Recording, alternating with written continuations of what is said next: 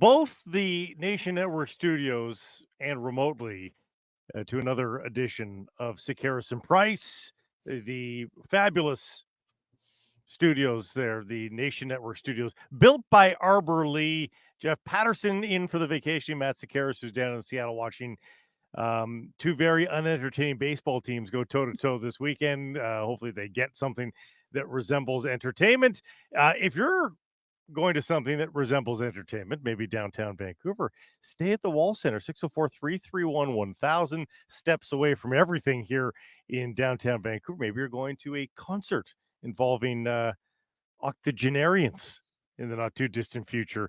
Go check it out and get yourself a fabulous room here at the Wall Center. We're glad to have you with us on the eve of a fabulous weekend in sports. Not often you can say that because these often are the dog days of sports, Jeff. And yet all the soccer that's going on, including the local team, the Vancouver Whitecaps, we've got football, and we do still have hockey to talk about in the wake of development camp and everything. I'm actually I'm glad we've made it to this point and we still have things to talk about, Jeff. Well, I'm delighted to be here with you. In fact, I'd rather be here talking sports with you than sitting in a border lineup like so many that are making their way down to Seattle. Hopefully they've got Nexus. Speed the process there. But what a weekend weather-wise. And Blue Jays aren't what they have been the last bunch of years, but it'll still be a ton of fun as the invasion takes over T-Mobile. It's always going to be Safeco to me, but it'll be a fun weekend regardless. And you're right. Lions playing on Sunday, the Whitecaps on Saturday, full slate of football with Euro and Copa America later, Team Canada. So looking forward to it.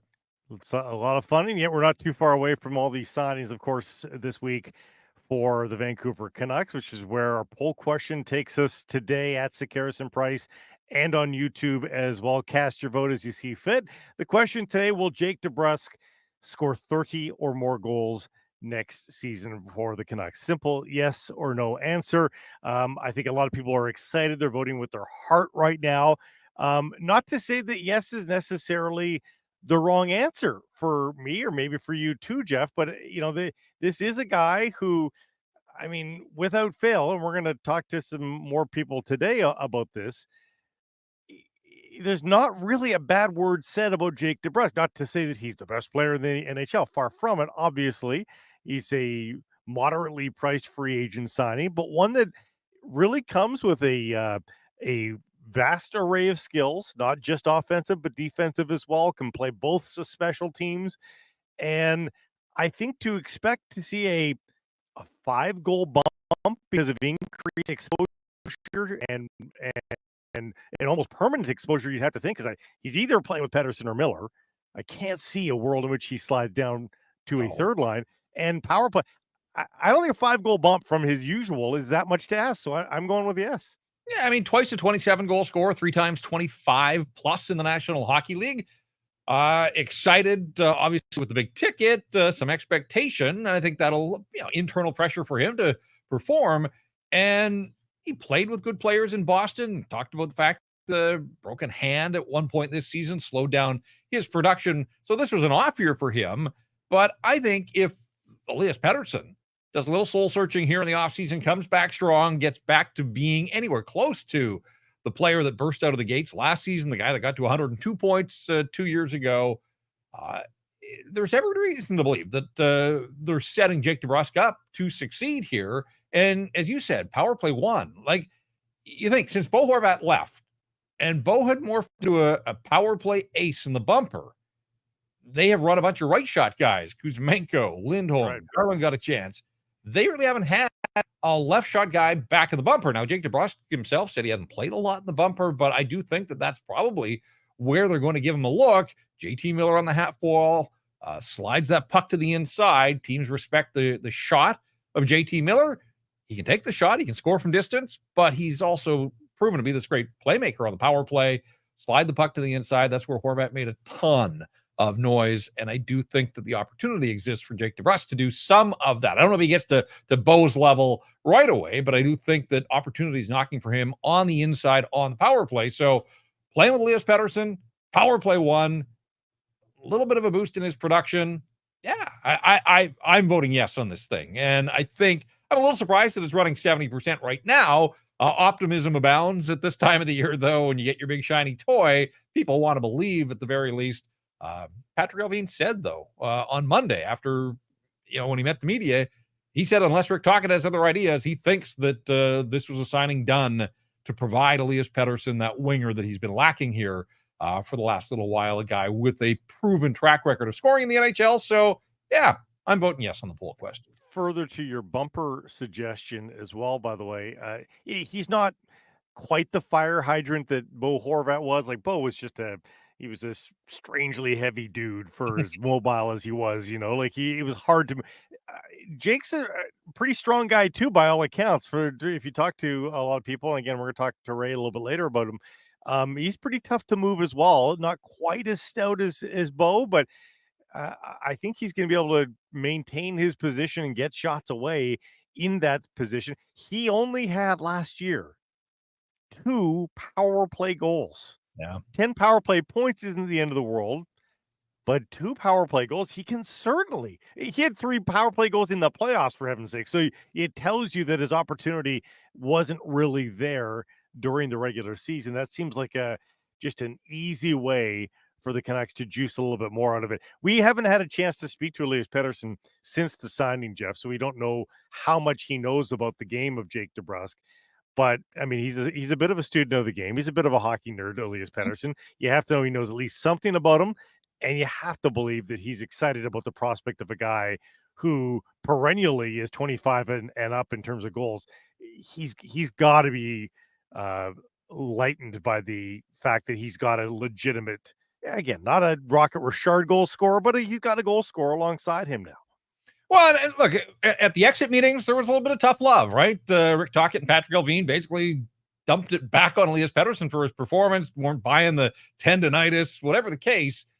But that was then. On free agency day, they go out, they spend big on a winger being brought in precisely for this one player to get him back to those levels that we talked about. So, I think from Pettersson's standpoint, the organization committed to him in March with the massive contract, but this was another, I think, step forward for the Vancouver Canucks. They realized in the playoffs they just didn't have the scoring necessary. And beyond that, Rick Tocchet didn't have options, right? Like, if it wasn't Mikheyev, it was Sam Lafferty, and that was not conducive to success come playoff time. And so, yeah, I mean, a lot of it has to be on Elias Pettersson. He's going to have to do some soul searching here and find ways to get back to those levels that allowed him to be so successful. And now he's going to do it with a guy that has some scoring pedigree, but also has speed. And I think that's important too, that if Jake DeBrusk can carry the puck with speed through the neutral zone, back off defenders, and create a little space for Elias Pettersson, that's when Petey's at his best. Is he's got the puck, he's got time, he's got some space to operate, and then he can find his line mates. So on paper, it seems like it should work. Game's not played on paper. We'll see what happens starting in training camp and beyond. And I think even before training camp, when guys assemble here, that's when those first steps of trying to lay a little bit of chemistry down and get things sorted out. But yeah, if you're Elias Pettersson, I think you have to take this as a sign from the organization that they want to put him in a position to succeed. As much as they want to put DeBrusk in a position to succeed, they recognized that Elias Pettersson's hands were tied. Could they have expected more from him on his own? Yeah, I think that's fair. But ultimately, they saddled him with Ilya Mikheyev for a lot of last season. And as we know, 1 goal in his final 61 games, that was not the ticket for the Vancouver Canucks. It's still the possibility of more tweaks before the opening night lineup needs to be unveiled. Have you put any thought as to who you pencil in to the third spot on each of the top 2 lines? Because that's a lot less clear than these 2 pairings. Miller-Besser, Pettersson, DeBrusk. Who's the third guy on both of those lines?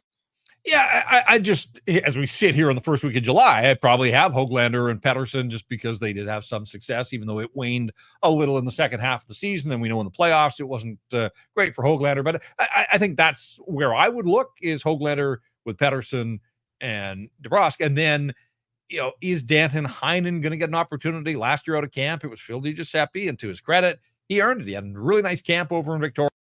They gave him the opportunity, but we all said, like, this can't be long-term play, that there have to be better players. there's got to be more in this lineup than Phil Giuseppe in your top six and playing on a line with Brock Besser and JT Miller. Now, BDG tried. Like, effort's never the issue with him, but he's not a proven offensive driver and goal scorer at the NHL level. So Pius Suter ended up there.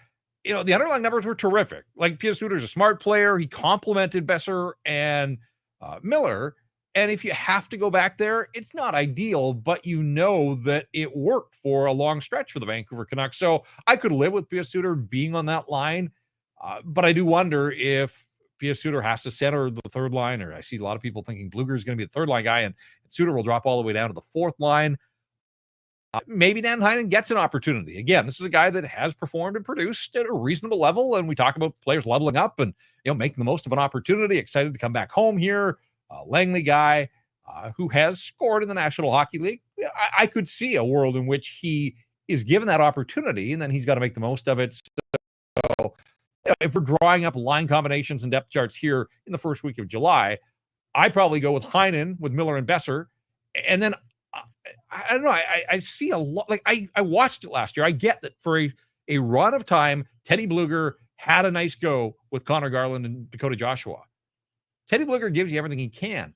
I do think Pius Suter is a better offensive player with a better track record, more offensive chops, thinks the game offensively. I don't know why you wouldn't put Pius Suter between Garland and Joshua. They started the season that way, and then Pius Suter got injured in November, and that's when Teddy Bluger stepped in and stepped up. But in my world, I got Teddy Bluger on the fourth line, and I would start the year and see what Pius Suter could do to help Dakota Joshua and Connor Garland, and maybe bring out a little bit more offense on the regular from your third line. I also think Dakota Joshua is probably going to look at Danton Heinen getting that job with Elias Pettersson, if that's the way it rolls out, and think, hello, you guys know me. I performed for you live in person all year last year. Why can't I? Like, as much as he gets tied to Garland because they've had chemistry before, like, is he not eligible for promotion to the top six if he's had a good camp? 100%. And I do worry that the Canucks kind of get locked into this idea of Joshua and Garland are you just can't split them. That tied at the hip, welded at the hip, essentially. No, I think Rick talked about duos, and we've seen that, and certainly Besser and Miller as a duo, and over the course of the season had some different line mates. It was more of a struggle to find consistent line mates, but in the second half of the season, it was Elias Pettersson and Nils Höglander. So I do kind of think that that's where it all begins for Rick Tocchet as he sits at his whiteboard in the offseason is you've got some pairs, and now you've got options. And don't absolutely rule out a guy just because he had success with Connor Garland. It doesn't mean that he couldn't have more success with JT Miller and Brock Besser. They're reasonable proxies for each other, I think, Heinen and Joshua. Like, I think there's some comparables there that gives the Canucks options that whoever's going gets the more prominent role versus the other guy.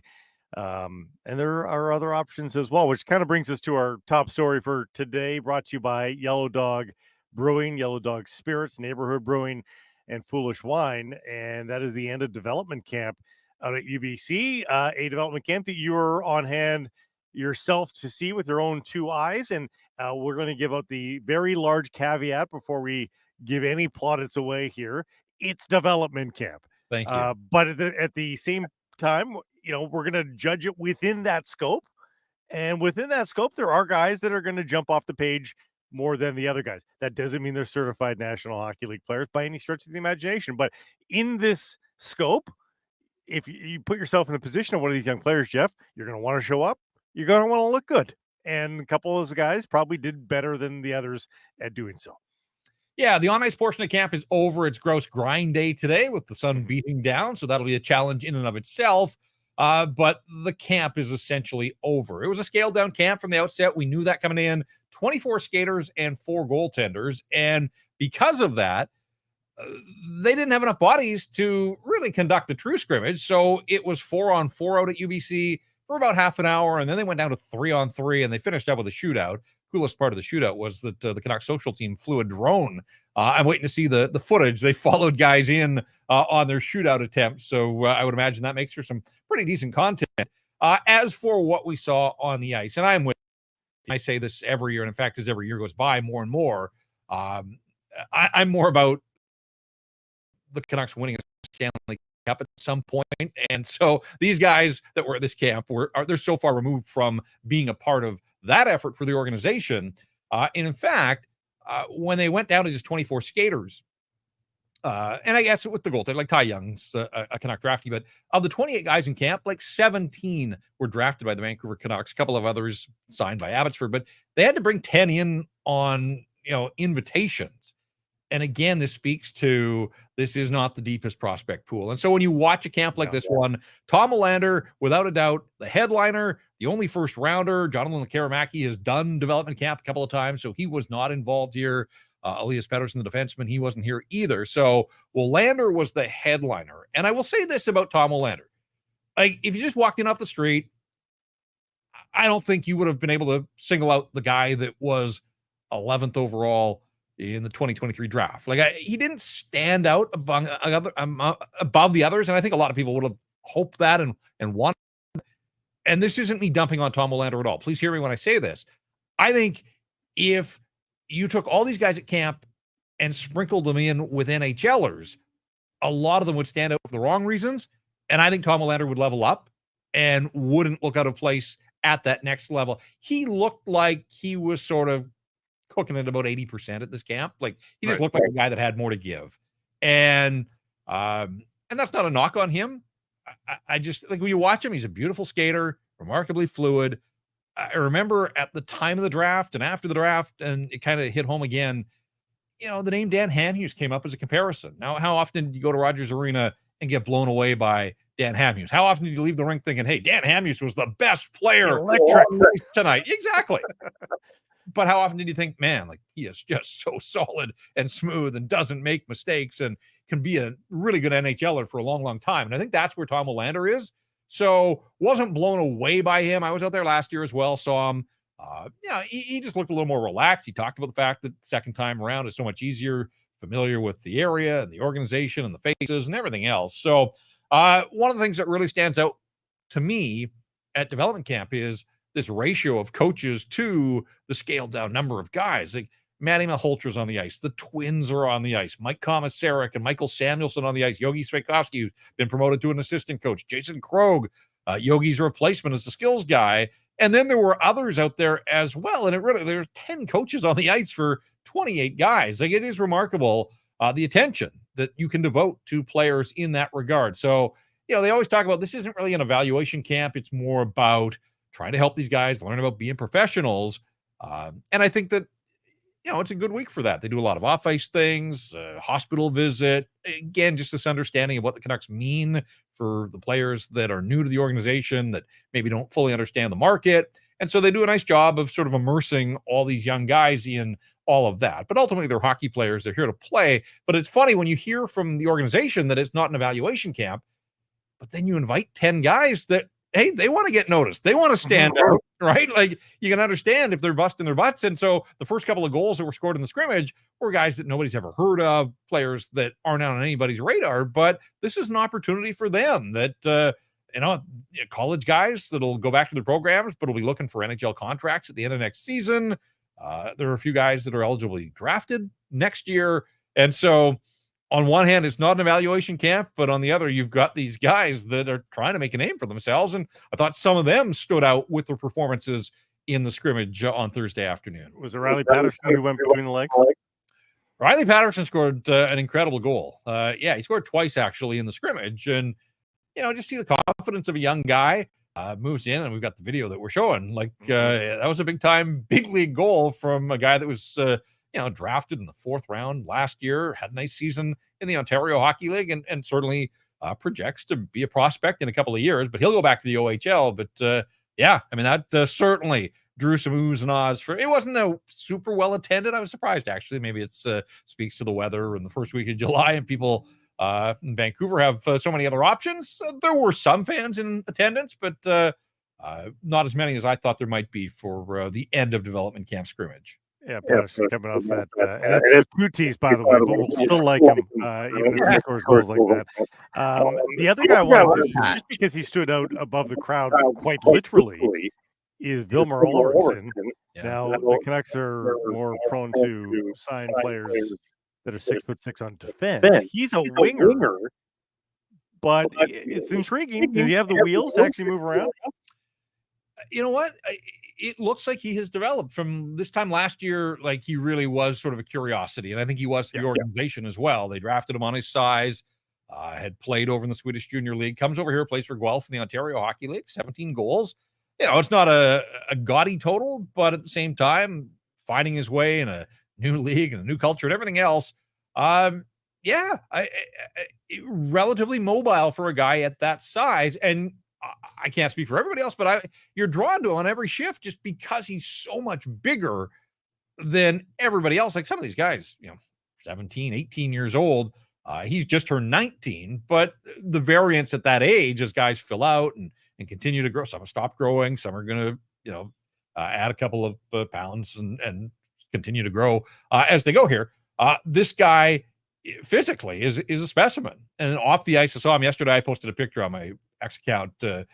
Patrick Johnson and Kevin Woodley and Daniel Wagner were out there all interviewing him. And like, he literally is heads and shoulders above anybody that, they're all reaching up with the recording devices and everything else. So, where it goes from here, Michael Samuelsson had high praise for and talked about his growth and development. They think that there will be another step here. He'll go back and play another season in the Ontario Hockey League, and then it'll be interesting to see where he is a year from now. But undeniably, just, in a camp of guys, there's such a sameness.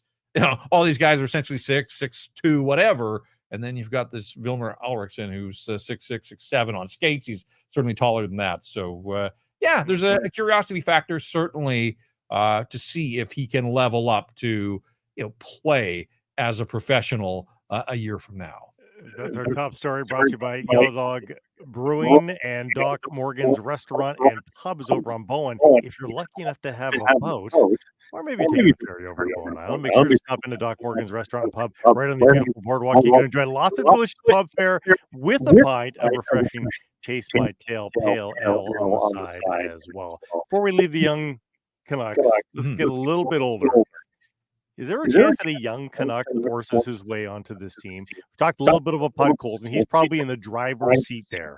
How much chance are you giving him or anybody not named Podkolzin to force their way into the lineup in a meaningful way? Not in terms of necessarily call-ups, but like, is there a chance that Ratu has all of a sudden turned a corner here in the summer? Is there, somebody like that? Is there a chance that Linus Karlsson shows offense and demands to be given a better opportunity? Do you have any hope of that? Well, it's funny because in years gone by at these development camps, like you mentioned Linus Karlsson and Nils Zaman, Aiden McDonough, Artur Silovs, like guys that within a couple of years had played in the National Hockey League. It would have been great to have Lekaramäki there to watch him and his growth and his development. We'll see what happens at training camp, but I think he probably needs a year of adjusting to the smaller rinks in North America and just finding his way. But we saw in the playoffs, like, this team needs help in the goal scoring department, and that is what Lekaramäki does. Ratu's interesting to me only because it sounded like he finished the season strong in Abbotsford, but as a left winger as opposed to the center that we thought he was when he was acquired, and ultimately be interesting to watch his development under Manny Malhotra and the organization, and see, because they don't have a ton of organizational depth down the middle. Do they see him long term shifting back to center, or they just carry on with the work that he did on left wing? But I would say, Archie Bains, great story, and earned his call up. I still think his NHL debut was probably his best game in the National Hockey League. Other than that, didn't move the meter an awful lot. Like, I don't think he's ready for prime time. But you're never going to question his effort, to the fact that on July 1st, when we were down at Rogers Arena for free agency day, Archie Bains was there in sweats, working out early summer, putting in the effort, and you like to see all of that. I think Archie Bains will continue to push to be a call-up kind of guy. Max Sasson is a name that they talk about an awful lot. But in terms of making this team out of training camp with the moves that they made on July the 1st, and who knows what other moves they made. We saw last year on the eve of training camp, Sam Lafferty, the eve of, I guess, Casey DeSmith as well. They may bring in more bodies. I think it's going to be tough for any of those guys that we just talked about to make this team out of camp. One other thing for me, Blake, about this development camp, though, and it reminded me, without Lekaramaki and Elias Pettersson, the defenseman, and all these NCAA guys that are here, like, they go back, their school year starts in September. I'm really interested to see what kind of team the Canucks can field for young stars in Penticton, because It's true. they don't have a ton of organizational depth.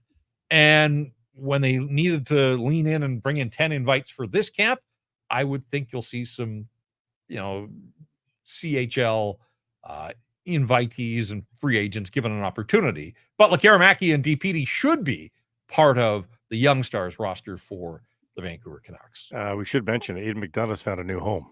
Yeah. Charlotte Checkers, it's an AHL deal. Hmm. So I won't say he started at the bottom. He's not in the ECHL, but he's rebuilding his professional career now, isn't he? Yeah, and when it was announced that the Canucks weren't going to offer him, make him a qualifying offer, just a reminder of sort of the path that these late round guys and the challenge it is for them to become NHLers. And the angst in the market about would he sign, and he was going back for his final year of school, and I get all of that. Ultimately, the Canucks signed him, and he played NHL games, and he scored an NHL goal. So, this, you can't say a complete bust, but it just underscores the long road from being a late round draft pick to proving yourself in the National Hockey League. And it sounded like it was a real adjustment for him down in the American Hockey League last year. And so I'm a little surprised. I thought that there might be, he's a big body who scored at, an outrageous level, really, at the college ranks. I thought there might be a team that was willing to give him a two-way deal at the very least. So a little surprised there, but it is an AHL deal with the Florida Panthers farm team in Charlotte. So we'll see where things go for Aiden McDonough. All right, now it's time to give you the menu what today's show looks like. Brought to you by Greta at 50 West Cordova. No matter what you're going to in and around the Stadium District, whether it's a game or a show this summer, stop in at Greta. Great food, great taps with all the fabulous beers that you want, and of course the arcade games that will keep you entertained until you're off to the actual entertainment of your evening. Or if you got nothing to do, head down to Greta Bar YVR. Coming up in just a few moments, we talk to Ray Ferraro from the broadcast booth of ESPN and the Vancouver Canucks on Sportsnet as well. We'll talk a little bit about Jake DeBrusk and what he expects out of all the signings for the Vancouver Canucks, plus a Little League Baseball honor for Ray. He'll explain that.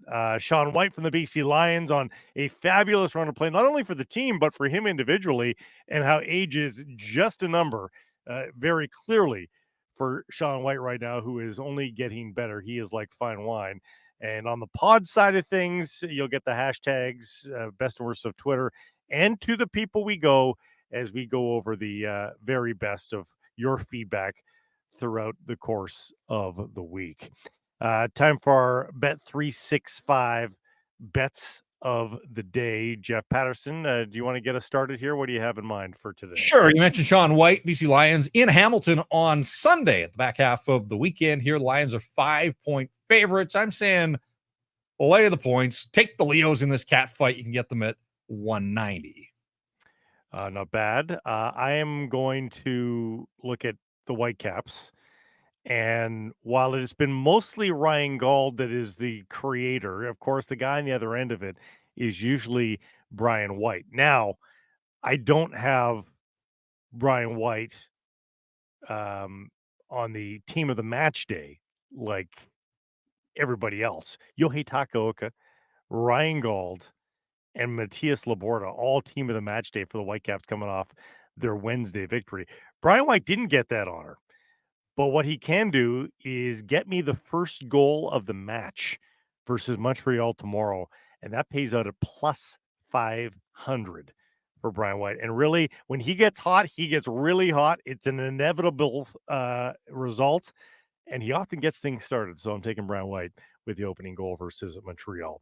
It's all brought to you by Bet365. Bet365, proud partner major of Sekeres Price. Open an account with Bet365 today and bet on a huge range of markets. Whatever the sport is, whatever the moment, it's never ordinary. At Bet365, you can use the code VANBONUS and get a little treat from us as well. It's Jeff sitting in for Matt Sekeres. We're coming back with Ray Ferraro in a moment. In a season like this, you never want to miss a single second. Hockey season may be over, but it's always a great time at Greta. Air hockey season is never over. Right. And at Greta, it's the best air hockey table around, but all the best games. So never mind waiting for somebody else to stage something in Vancouver for you this summer. You can stage your own thing. The fun is always there at Greta. A quick walk to the rink or stadium. It's a go-to spot before the game, after the game. Make it a game night at Greta, 50 West Cordova or at gretabar.com. Sekeres Price from the Wall Center, and this segment, this guest, brought to you by the Whistler Golf Club that is continuing to get rave reviews this season for the way that it's playing. The Arnold Palmer Design Golf Club wants to remind you that organizers of 12 or more, well, it's not too early to get your September and October buddy or corporate trips all booked up. The prime times are filling up, and it's a great time to play. The snow-capped mountains are starting to return in September, and you, the group organizer, play for free. Tell us about your group at whistlergolf.com/groups. Maybe you want to take a celebrity golfer along with you, like a Ray Ferraro, who joins us here on Sekeres and Price, fighting the wedges. But I'm sure you're going to continue to be a brave soldier and head out on the course and try to figure that out. Yeah, only twice more this week, and then I got a busy week next week. It's my new job. I'm That's good. I just can never get enough. It always should be better. It never is quite good enough, and then you just go and grind away again. The beauty of the sport. No such thing as a perfect game in that sport.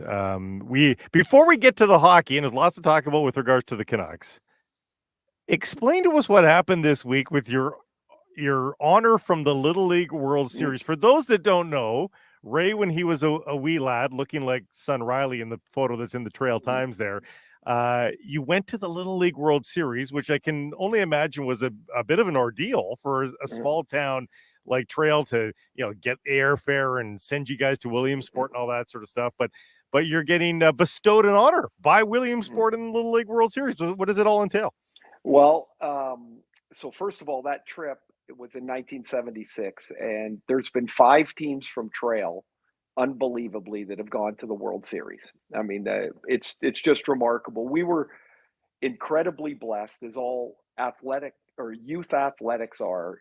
Anything that's successful with a coach that is just a special coach, a special person. And in Trail, we had a man named Andy Beliski, who is in the Little League Hall of Fame and was just an amazing teacher and coach and manager for us. Of all the things I've done, honestly, guys, it's one of the highlights of my life. It was just amazing. I'd never been on a plane before.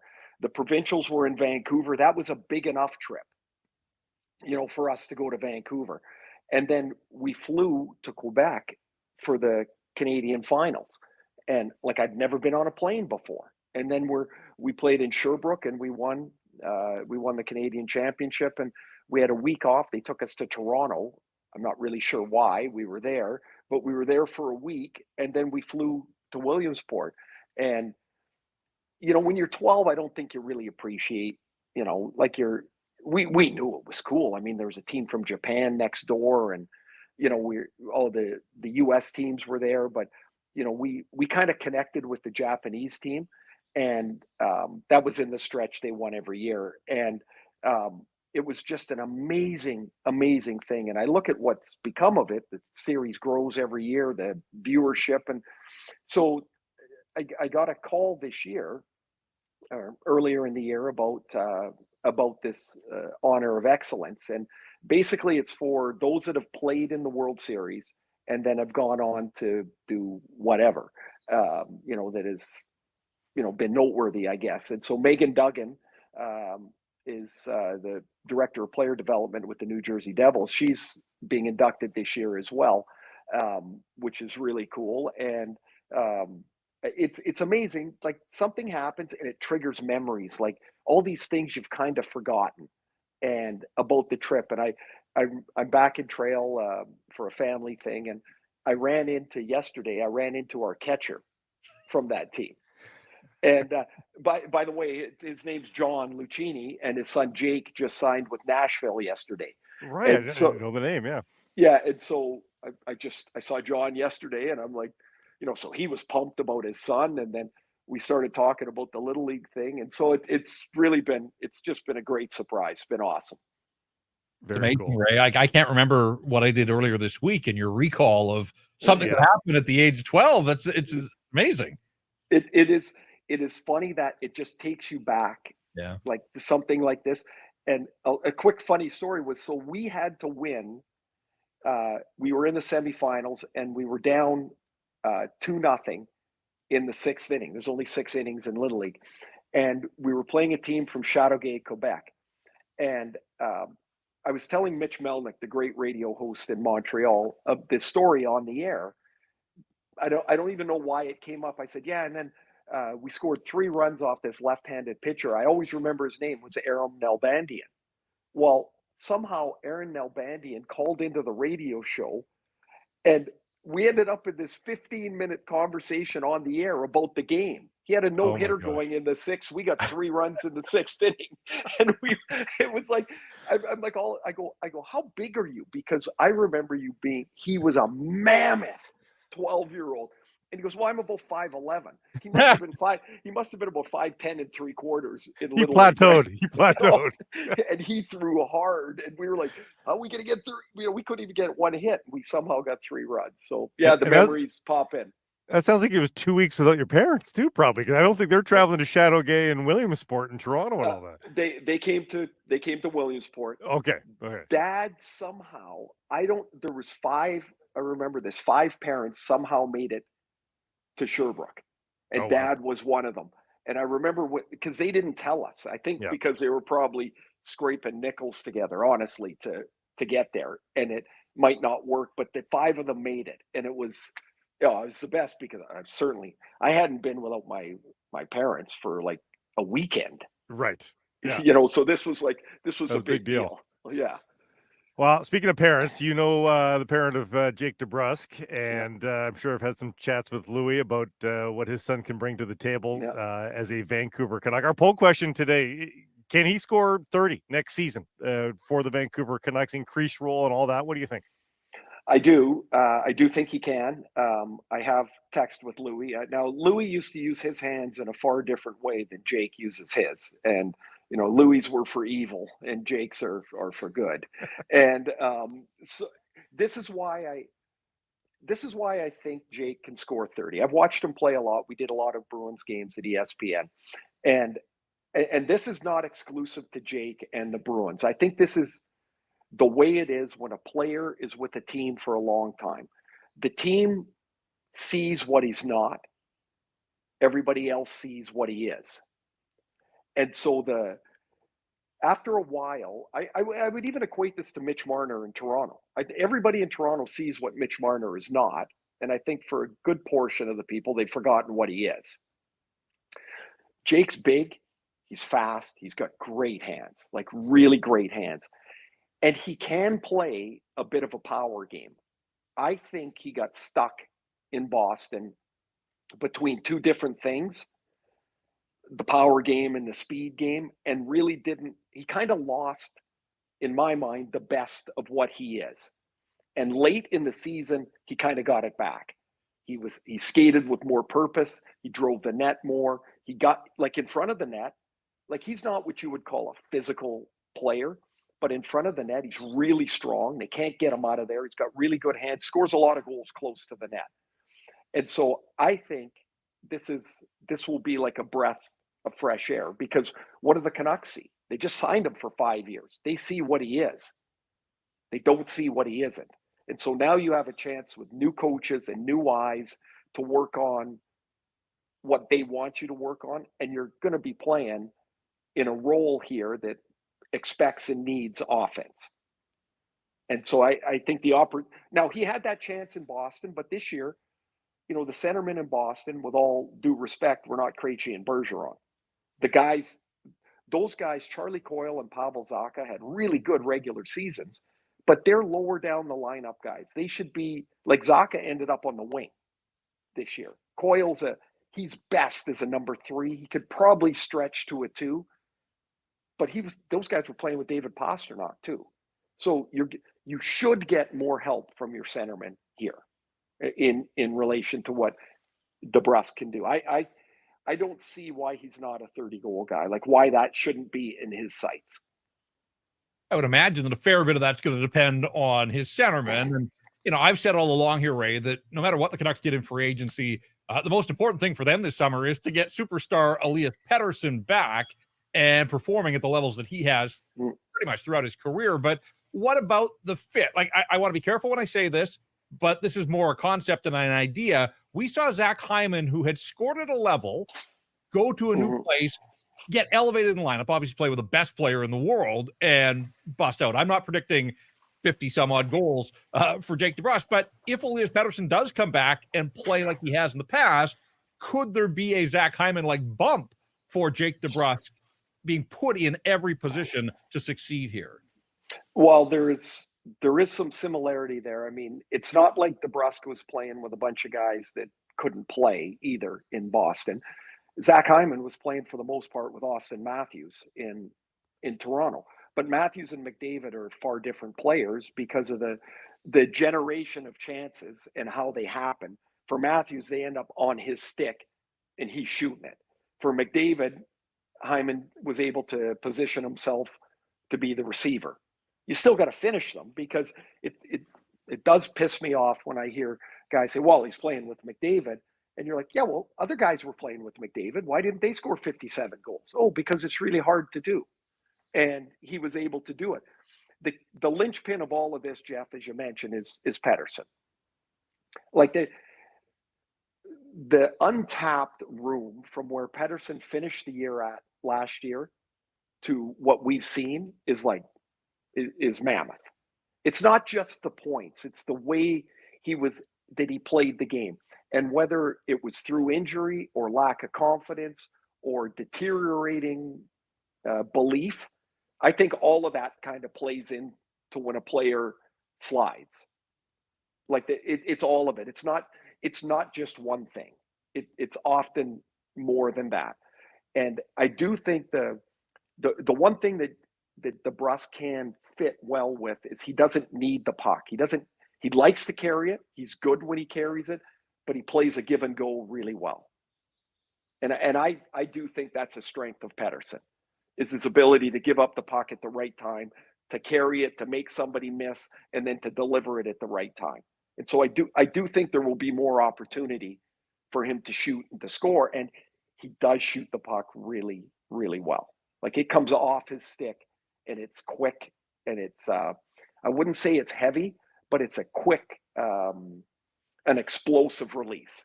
And so I really do see a nice chemistry. Now, again, the linchpin of it is Pettersson has to come back in a different form than he left with. Ray, Rick Tocchet is so big on systems and structure. Is there value for the Vancouver Canucks in getting a guy who has only played for the Boston Bruins, been to the Stanley Cup final, 86 playoff games on his resume, he's been well coached, Bruce Cassidy, first of all, and then Jim Montgomery? Like, is there some value coming from a really good program to joining the Vancouver Canucks?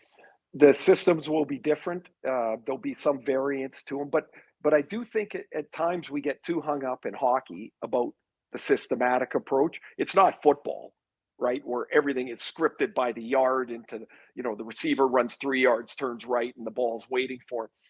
The systems are all, generally speaking, in the ballpark. The tweaks and the nuances to them you have to learn. But the Bruins there has been a Bruins way of doing things for well over a decade. And Jake has stepped into that Bruins way of doing things. And it's regimented's the wrong word, but it is demanded and expected in Boston. And I think that's why, as players have retired, and I think this year was a great example. I think most of us, well, me for sure, felt that the Bruins would take a big step back this year. They went from 132 points 2 years ago to, I don't know what they have, 100 and close to 110 this year. I thought they were going to fall back 40 points, and they didn't. And that is in large part the reliance of the Bruins system, the Bruins way. And so coming to this system, to Jake, will not be unfamiliar. There'll be differences, of course there will be. Like the terminology, the approach maybe on a forecheck or a neutral zone thing, that'll all have to be understood. But the difference is, if you come from a place that is always in churn, is always looking for the better way to do it, it's all new. It's mayhem in your brain trying to figure out what you're supposed to be. I don't think that's going to be the case for him at all. I mean, anything's possible. I don't expect a really slow start for him. I just don't. I expect him to be able to step in and kind of get most of it right away. It's dangerous to assume, or even, get your heart attached to, everybody on the roster setting career highs, because that never happens. But in the Right. summer, you've got these rosy views of these new players, and yet I can see why you would hope that a couple of them do get these bumps with the new team. I think Kiefer Sherwood's going to get an increased role. I think Danton Heinen's probably going to get peekaboo views of certainly the middle six, if not the top six. Ray, I mean, do you love these acquisitions in terms of the upside above what would be their averages? Well, what I like about them is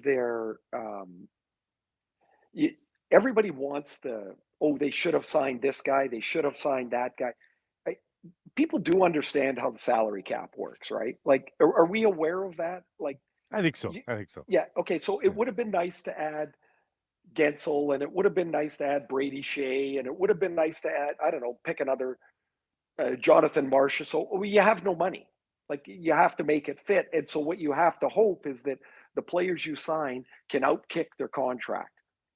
And not every year, but one year it might be Nils Höglander from last year. Maybe it's Danton Heinen this year. I've watched Danton Heinen play enough to know that he should be a 40-point guy. He should be a really good penalty killer. He should be able to score a little bit on your second power play. He's fast, he's smart, he's got a good shot. But he always seems to be this guy that doesn't quite get the green light, the free rein. He's a middle six player. And so those guys always get their power play minutes squeezed. They lose, when something's happening in the game and they go down to two lines, they always seem to be just outside of it. They don't get out there with the empty net. And so it limits your production. But he's a legit producer. He really is. And a producer is not a 40-goal guy. That's another world. But I do think in the middle of this lineup, he should give them pop and speed. And that, so I do see, like, I have 40 points in my head when they signed him. That's what I had in my head. Now Kiefer's a bowling ball and looks like he would be like in the first round. I don't know how often I heard his name, but I'm like, oh my God, this guy seems to be everywhere. And I know Andrew Brunette really well, and he really liked Southern. He really liked Sherwood. He really liked him. Liked the way he played, liked the way he was able to bounce around a little bit, likes the way other people aren't so comfortable around him. And I found as a player, I never really worried about the big tough guys. They didn't bother me, because what were they going to do? Like, they weren't going to fight me, like, right? I know a game was different. The guys that bothered me were the guys that played with pace and energy and finish checks, because they just make you uncomfortable. Now, I don't know what his offensive upside is. I really couldn't tell you. But what if he's in your 9-10 forward spot, somewhere in there, or 10, 11, 12, and he gets you 10 goals, 12 goals? That's what he got last year. I mean, right. You'd be really happy with that. Totally. And the one thing that always gets me Well, and it just, I don't think people understand is if you say he's a 10 to 12 goal scorer, chances are that means he scores in 12 games. Correct. That means because he's not going to get a bunch of 2-goal games. Unlikely. That means in 70 games he doesn't score or thereabouts. There's a lot of nights where the puck doesn't go in the net.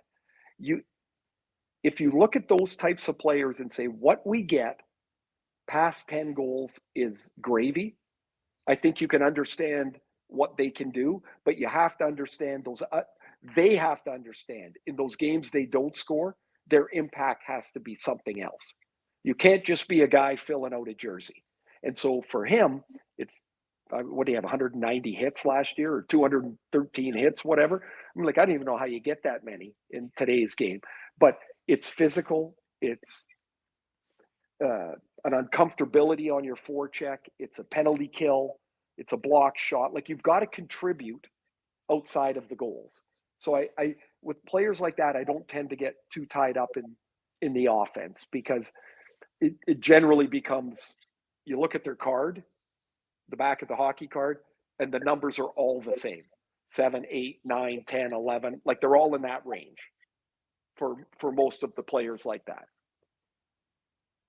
Ray, we've just come through free agency, and then, of course, everybody's got their report cards and the winners and the losers, and nobody starts playing games until October. So we don't know if the Vancouver Canucks are better right now than they were at the start of last season or at the end of the playoffs. Is there a world, though, in which the Vancouver Canucks don't win 50 games and 109 points again, but 44 wins and 102 points, but are a far more balanced, more structured, more playoff-ready type team than the one that went into the playoffs that was missing the star level of Elias Pettersson, that was running Ilya Mikheyev on the top line? Like, is there a world where they can better with fewer points and fewer wins next year? 100%. There are teams that are regular season teams that pile up all kinds of points, and they just don't feel like a playoff winner. And this might sound goofy, but one of them is Carolina. And for the last couple of years, like you guys know, I'm a big baseball fan. They've reminded me of the 1990s Atlanta Braves. Every year, they'd win over 100 games. They had great pitching, great depth. They'd get to the playoffs, and they just didn't have that extra whatever. They won one World Series, and they were the best team through the 90s.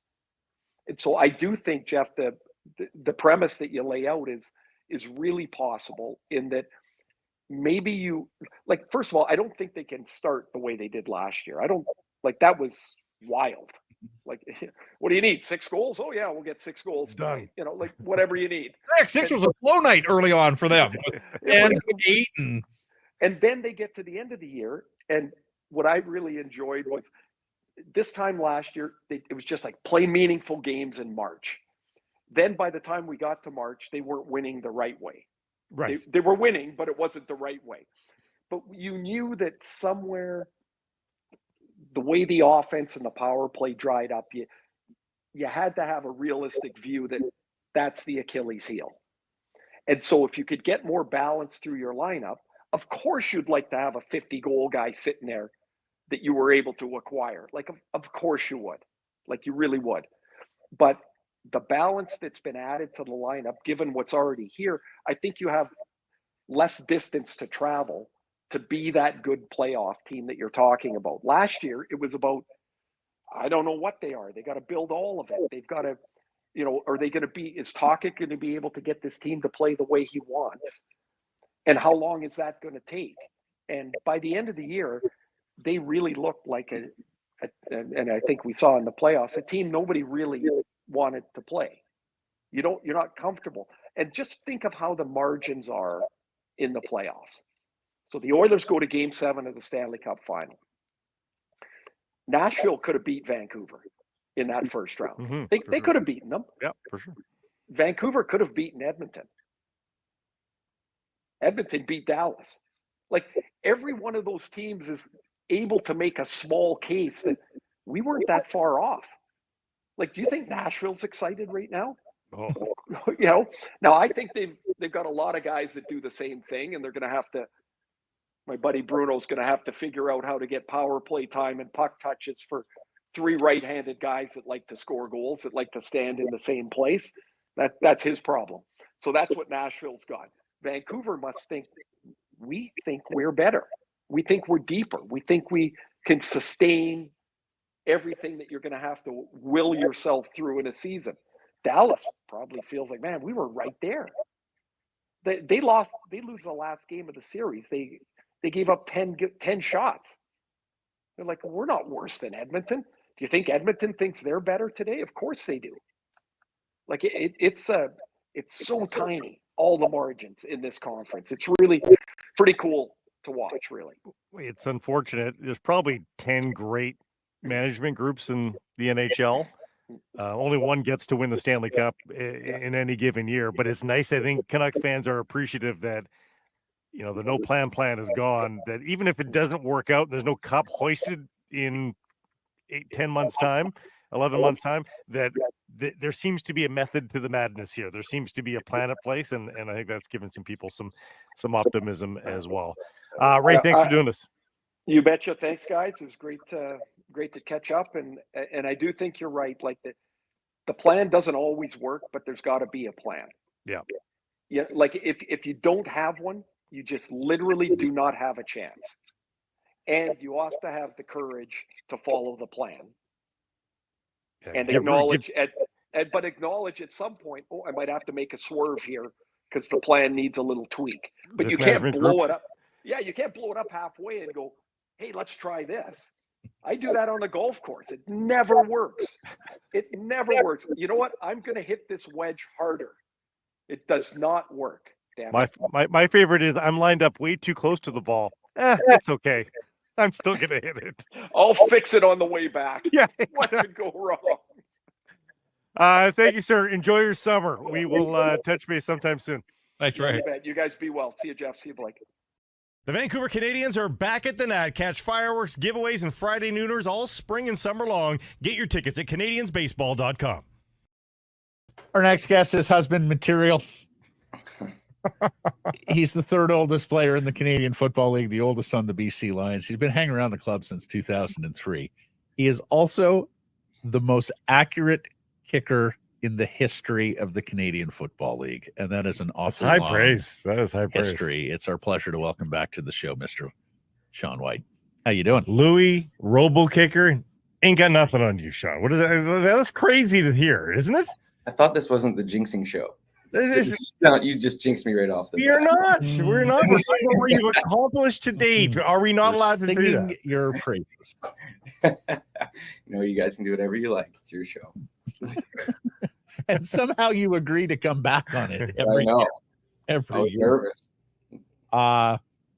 Game winner last week. How'd that feel at the gun against Edmonton?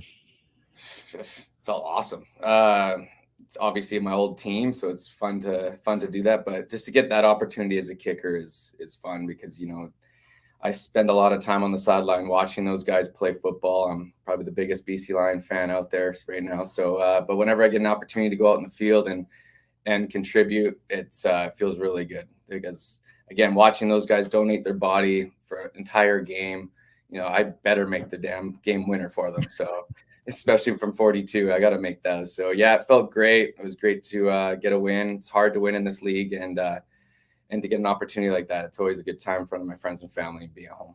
When you go out there for a game winner, like, is that on your mind, or are you just totally focused on the mechanics of making the kick, irrespective of the game situation? No, I think with like three or 4 minutes left, I'm like, I even said to the snapper and holder, I'm like, we're gonna have to hit a game winner today, I think. So I'm aware of that. I know the importance of it, but I have a routine, and as soon as I cross that sideline, my head switches from being a guy on the sideline to, okay, let's go into my routine of my pre-kick routine. So I really rely on that in high stress situations. So it takes a little bit of pressure off, just going through that same routine over and over again and doing it 100,000 million times, however many times I've done it. So, but yeah, you definitely feel the pressure, but that's, as a little kid growing up, you want that pressure, you want the game winner, and you practiced it. I don't know how many times as a kid. So it's always fun to do it. At this rate, you guys might go 17-1 with a point differential of like plus 15. the games are tight across the league. We're seeing other kickers kicking game winners as well. Does it feel like it's a tight season this year that you might be asked to do this more and more here as the season goes on? Well, I've said it for a long time now. It's just every single team has all-stars. Every team has playmakers, and you can beat anybody on any day. So you got to be ready to go. And when we're playing a team like Calgary, we got those 2 field goals or PATs blocked.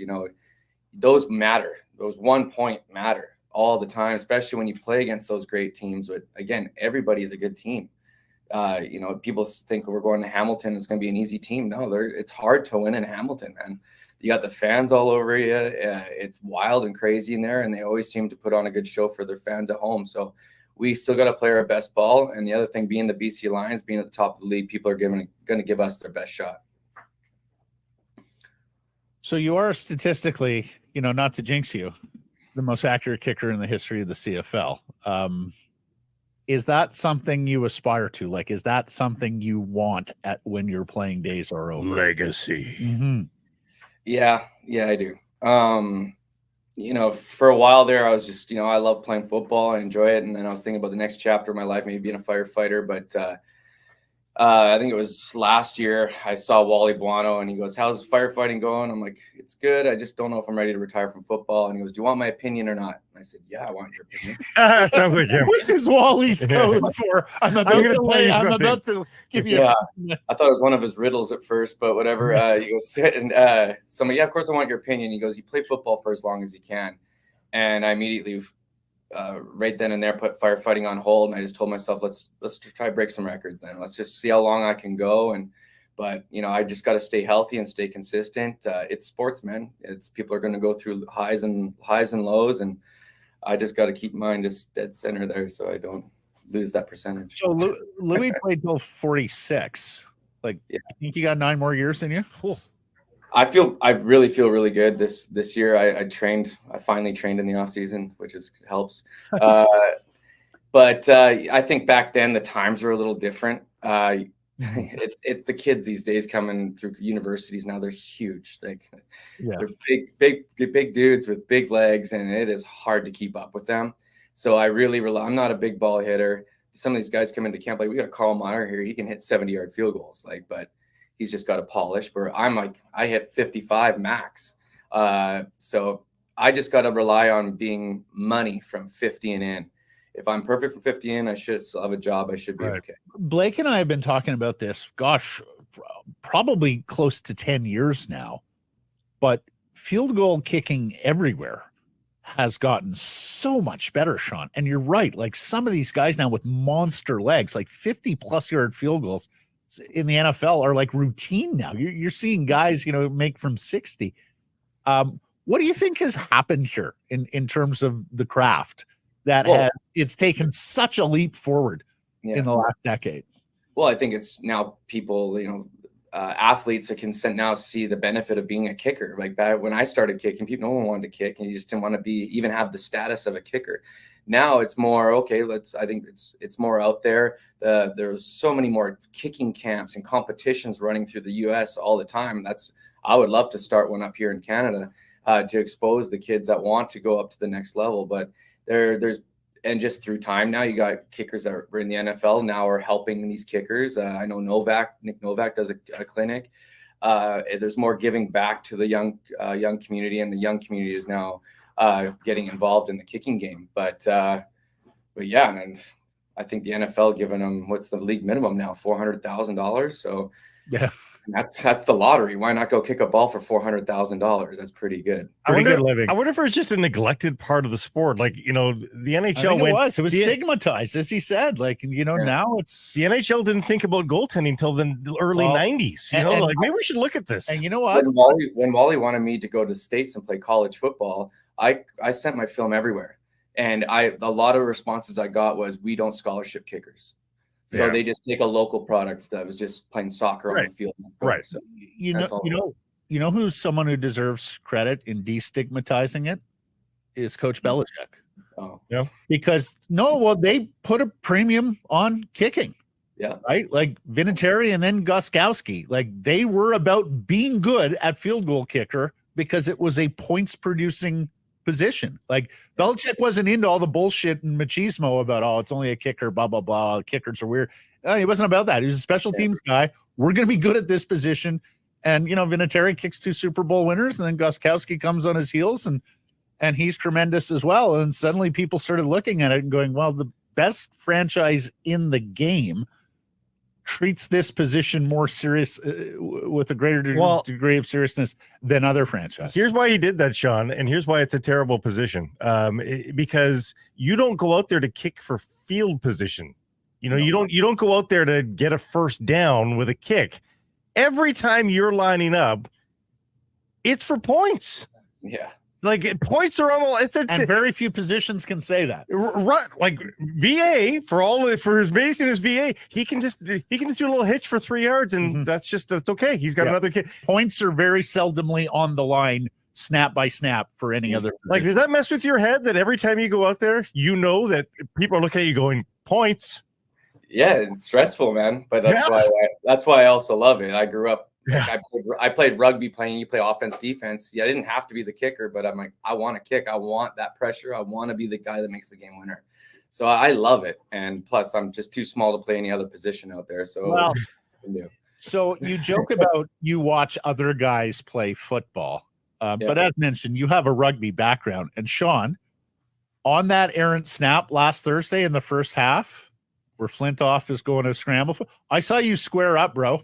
I saw you square up and get into the position. You were ready to block someone. You were ready to play football, quote unquote. It's called fake it until you make it. That's fake it till you make it there. So yeah, I remember we don't have a fire call. I probably shouldn't tell you that, but we don't have a call for a bad snap.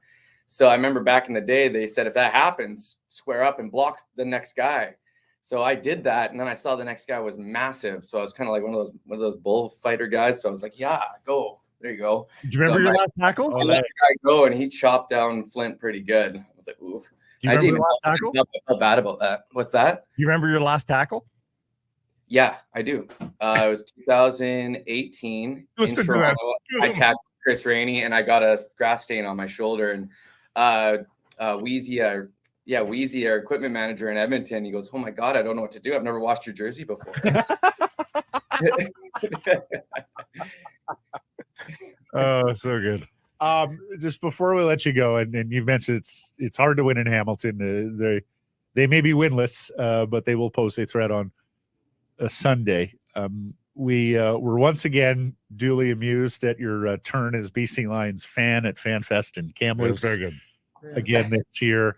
And I just want you to know, like, we killed some of those guys who didn't recognize you at first blush. Like RP's embarrassing. Embarrassing. How dare he? That was crazy. I people still text him to bug him that today. So I may text him that today. We had Sean Whyte on the show today. Perhaps you should reacquaint yourself. I had Marcus Sales actually really good, and I don't know. We thought he was faking it, so we never put it on the film. But I'm like, my son's name is Ezekiel. Can you make it out to him? And he goes, yeah. How do you spell that? I'm like, EZHIDS, and he's writing letters across the whole page. I'm like, he's faking it. Forget it. And then later on, he goes, man, you had me. I'm like, you wrote letters across the whole page thinking that spelt Ezekiel? Like, man, come on. So there's a lot that was not put on there, but that was one of my favorites as well. All right, stop picking on your teammates there. You have guile and wisdom over all. He's in Sask now. It's okay. Go win a game or something. Yeah, buddy, we love having you on the show. You're just marvelous. Thank you for the time. Best of luck going forward, and congrats on the success so far. Thank you. Appreciate you guys. Hey, everybody, if you're enjoying what you're seeing here, then follow along with Sekeres Price on YouTube. I promise more content coming. The kids call it subscribe on YouTube. Well, how about liking it? Do that as well. Smash it right now.